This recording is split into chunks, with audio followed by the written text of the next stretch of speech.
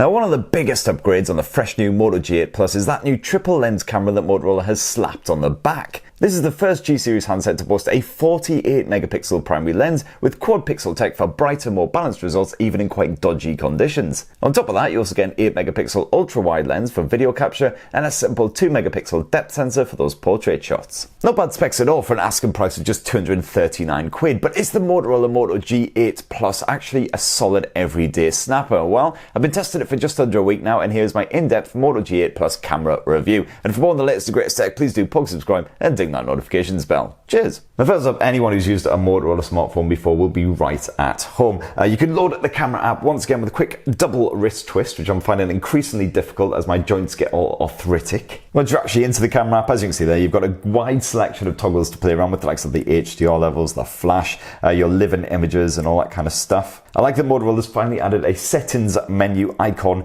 onto that main camera screen as well, so you can quickly change up the photo resolution, the video resolution, play around with some of the AI features, etc, etc. I'll touch on all that in a bit. You've also got fast access to the most recently used bonus mode, in this case the portrait modes down here for me, or you can access the rest of the bonus features just with a quick tap here, or you can just swipe between the different screens as well if you like. It's a little bit slower. From the main camera menu, you can also leave it in auto, or if you want, you can stick it in manual mode. And this just allows you to change up the likes of the ISO levels, the white balance. So if you know what you're doing, you want to get a very specific kind of shot, you can do it like so. And you can also shoot in full RAW as well as JPEG. You can use it if you want to edit on the fly. If you can't be bothered with all that hassle though, the Moto G8 Plus's auto mode holds up pretty bloody well in all kinds of conditions. So the phone does work really well for simple point and shoot action. Photos are captured at a 12 megapixel resolution despite the 48 megapixel primary lens because of that pixel binning tech. And to be fair, that proves absolutely fine as far as detail levels go. Throw your pics up onto a telly and they'll still look pretty sharp as long as the lighting was respectable. Combining the info from those 4 pixels into one means that you do get bright results almost all of the time, even when snapping away indoors. I've come across very few camera phones under 300 quid that can churn out these kind of results on demand.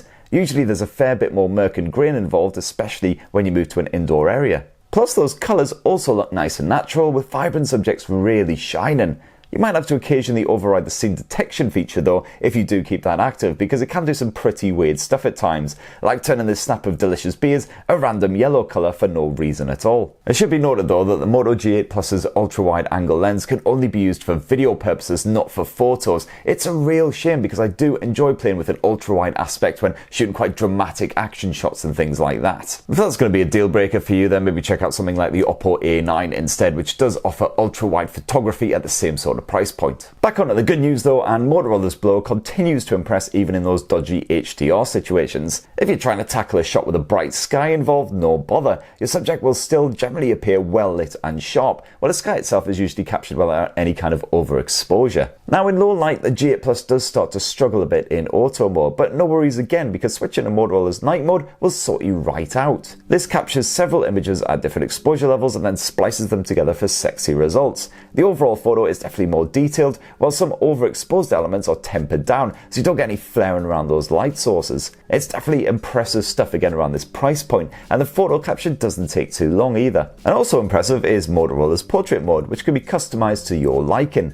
You've got full control over the depth level, and you can add in some studio effects as well, such as a bit of sunshine to brighten up a dull shot, or that awful one where you basically look like you're being swallowed by oblivion. I can't remember what this mode's called, it's probably Brexit or something like that. Motorola's edge detection is on point thanks to that dedicated depth sensor, although it does often appear quite smooth as those outline strands are smudged out. And I did notice that the G8 Plus often took a few seconds to stitch together a portrait shot, especially when using some of those studio features, so you'll have to be quite patient if you're trying to take a few at once. The Moto G8 Plus also serves up a handful of other bonus modes and features to play around with, including everyone's favourite, the spot colour feature. And Motorola's AI Smarts are back in action as well, which can help out with your framing, cropping into a subject and straightening things up if your snap was a bit wonky. This can be a little overzealous at times, but the original shot is always kept anyway, so it doesn't really matter if you don't like the results. The Moto G8 Plus unfortunately doesn't impress quite so much though when it comes to shooting home movies compared with the photo chops. Overall, it is fine for capturing little videos with a choice of Full HD or 4K resolution.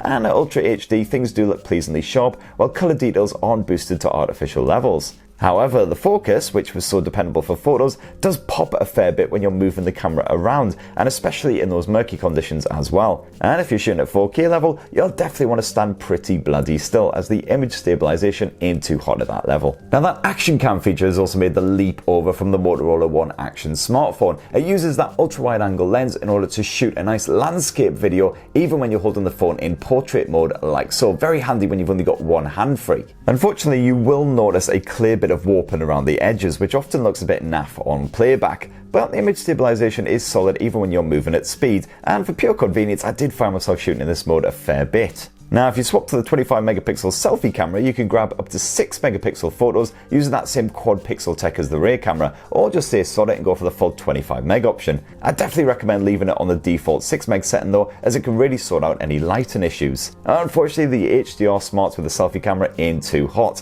even with that quad pixel tech active. You definitely won't want to shoot yourself against a bright background because that'll just be blown out. That said, at least your gorgeous mug is generally captured with a reasonable amount of detail despite that overexposure. Using that front-facing camera here on the Moto G8 Plus, you can shoot a full HD resolution video, and it shoots pretty crisp, as you can see. A bit freaked out by lights and general HDR situations, so you do get a lot of overblown activity, as you can see there. But the mics seem generally good at picking up your voice and all the stuff that's going on around you. So that's what I think of the Motorola Moto G8 Plus's camera tech after almost a week of use. As you can see, for photo quality, it can be touched by very few rivals at this sort of price point. And unfortunately, things do fall down a little bit on the video front, but for just shooting simple home movies, it'll do the job. And at least you've got the convenience of that one-handed action cam mode. But what do you reckon? Are you tempted by the Moto G8 Plus based purely on that upgraded camera tech? Be great to hear your thoughts down below in the comments. And my full review on the Moto G8 Plus is coming a day after this review goes live, so if you're watching it at some point in the future, go check that out for what I think of the actual device itself. And please do have yourselves a lovely week. Please subscribe, ding the notifications bell, and yeah, be lovely to each other. Cheers everyone, love you.